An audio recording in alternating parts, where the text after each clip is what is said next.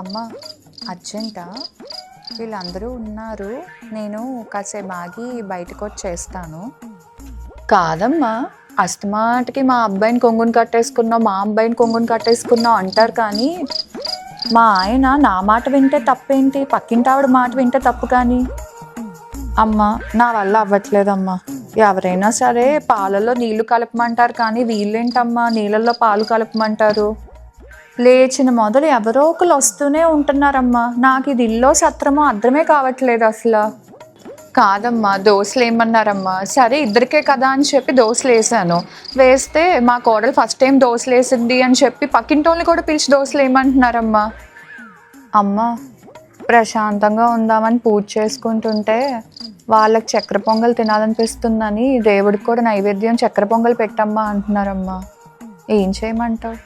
అమ్మ నేను ఇంటికి వచ్చేస్తానమ్మా, నా వల్ల అస్సలు అవ్వట్లేదమ్మా ఇక్కడ.